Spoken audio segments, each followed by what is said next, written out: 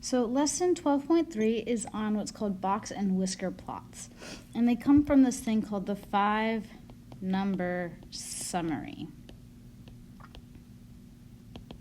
Okay, and it's going to be the minimum, what we call the Q1, the median.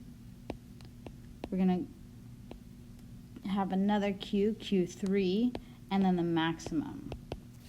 So these three we've already learned how to do. Okay, the minimum is the smallest number, the median is the middle number, the maximum is the largest number. So if we have a number set and it's 24, 30, 30, 22, 25, 22, 18, 25, 28, 30, 25, and 27. Okay. So we want to first put them in order, because in order to find that median, we need to figure out what the middle number is. So our smallest number is 18, so that's going to go first. So we have 18. Our next smallest number is 22. Oops. And we actually have two of those, so 22 and 22. And then the next one is 24. 25. We have three of those. So 1, 2, 3 of those. 27's the next one. 28 after that. And then we have 3 of the 30s. Okay? So we have accounted for all the numbers, and they're in order. So in order to find the median, let's see how many numbers we have. We have 1, 2, 3, 4, 5, 6, 7, 8, 9, 10, 11, 12. So since I have 12 numbers, I'm going to have, the median is going to be between the 6th and the 7th number. So 1, 2, 3, 4, 5, 6, and 7th. So I would normally take both of these, add them up, and divide by 2, because I want to find what's between them, but that's just going to be 25. So that's our median, is 25. Okay. Our minimum is 18, and our maximum is 30.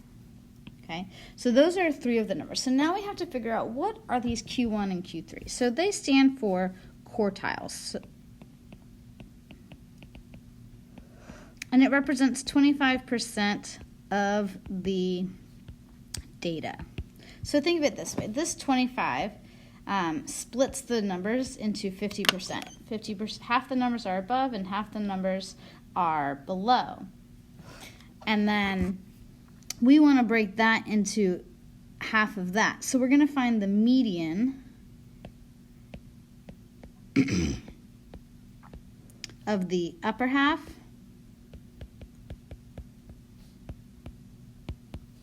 and lower half. Okay, so think of it this way. I have this line that split it.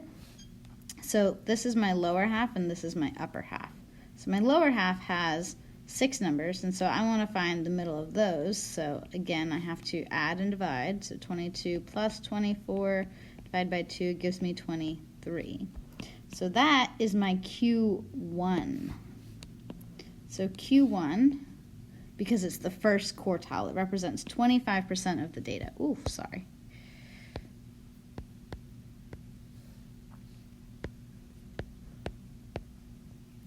And then if I do the same thing again, my median of the upper half, okay, 28 and 30, the middle number between them is 29. So that is my Q3. Okay, and so that is the median of the upper half, and that represents, so if this is 25%, 50%, this would be 75% of the data. Okay, now in order to show what's called the distribution, we make a number line, and we're going to put these 5 numbers. Okay, so the 5-number summary is 18, 23, 25, 29, and 30, because those are my minimum, Q1, median, Q3, and maximum. Okay. Sometimes you'll also heard the Q1, Q3 referred to as the lower quartile or the upper quartile. Okay, so we want to go from 18 all the way up to 30. So 18, 19, 20, 21, 22, 23, 24, 25, 26, 27, 28, 29, 30. Okay, and we want to put these numbers on this number line. So a box and whisker plot, basically you're going to put a dot above the maximum and the minimum. Okay. And then the 3 middle ones, they are going to make up the inner box. So we've got 23, we put a line. 25, we put a line. And 29, we put a line. Okay. And then we connect these as best we can. And then we draw a line out to these. I'll move my dot down. There we go. Okay, so that's where you get the box and whiskers. Okay, now usually box plots or the 5-number summary is best when the data is skewed. Okay, meaning we have an outlier, or it kind of goes up and then it goes down with a little bit of a tail. So we'll just talk about outliers right now. So if it's skewed to the left, then it would have a long tail on the left. My box is pretty much on the right, kind of like the box we have left here. So it's skewed left because of the outliers on the left. Whereas if it was skewed right, then we would have the box is pretty much on the left and we have an outlier on the right. So that's skewed right. And then if it's symmetrical, then they don't necessarily need to have equal sides, but they're pretty much equal. So this is symmetrical. And we talked about in the very first lesson how an outlier affects the mean more than it affects the median. So when something is skewed, we want to use the median,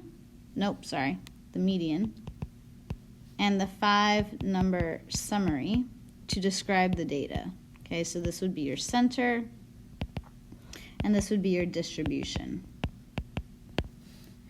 Whereas when it's symmetrical, we go with the mean for the center and the standard deviation for the distribution. Okay, that's it for today. Let me know if you have any questions when you come back to class.